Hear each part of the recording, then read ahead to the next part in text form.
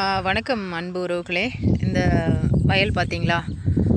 இங்கே வந்துட்டு தாளடி விதைப்புக்காக வயலை ரெடி பண்ணி வச்சுருக்காங்க. அதாவது சேற்று உழவு அடித்து தண்ணி கட்டி இருக்குது. இன்னொரு வாட்டி டிராக்டர் அடிக்குமா அப்படின்னு தெரியல. ஏன்னா சேர் வந்து இன்னும் ஒரு பதமாக வரணும்னு சொல்லுவாங்க. அதே மாதிரி இந்த வரப்புகளை கவனிச்சிங்களா? ஒரு வயலுக்கும் வந்து வரப்பு இருக்குல்ல, அந்த வரப்புகளை பார்த்தீங்களா? உங்களுக்கு எதிரில் பாருங்கள். அப்படியே சுற்றி இந்த வரப்புகளுக்கு வந்து நம்ம ஊரில் அண்டை போடுறது அப்படின்னு சொல்லுவாங்க.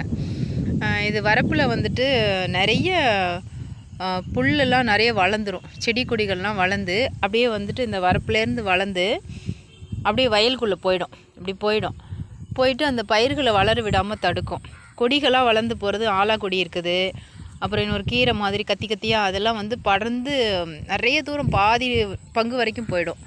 அப்போ வந்து அதை தடுக்கிறதுக்காக வந்து இந்த வரப்புக்கு அண்டை போடுறது அப்படின்னு சொல்லுவாங்க. இப்போல்லாம் வந்து ஒரு நாளைக்கு அண்டை போடுறதுக்கு 800 சம்பளம் கேட்குறாங்க அப்படின்னு சொன்னாங்க. அதனால் வந்து அவ்வளோ சம்பளம் கொடுத்து போட முடியல. அதுவும் இல்லாமல் நேரத்தை ரொம்ப வளர்த்தி லேட்டாக போடுறாங்க, வேலை சீக்கிரமாக ஆகலை அப்படின்ற ஒரு இதுவும் இருக்குது.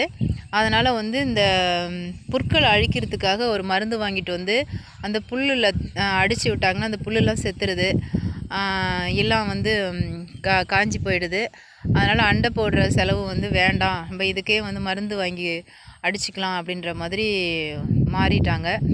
நான் சம்பளமும் வந்து நிறைய கொடுக்க வேண்டியதாக இருக்குல்ல. இந்த அண்டை போடுறதுக்கான எனக்கு தெரிஞ்ச சில காரணங்களை சொல்கிறேன்.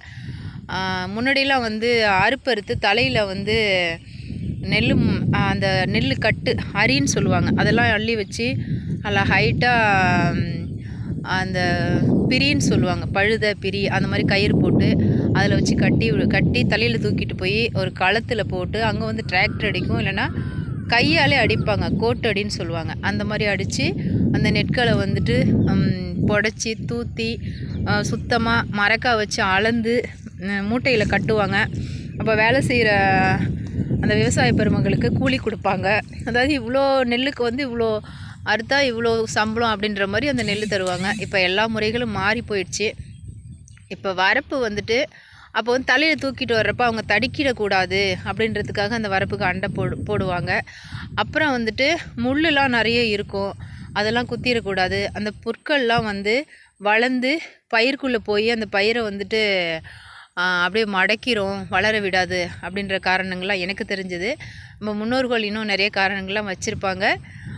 வீடியோ பதிவுகள் நிறைய ரொம்ப நீளமாக போயிட்டுருக்குது. பாருங்கள் எவ்வளோ அழகாக அண்டை போட்டிருக்காங்க.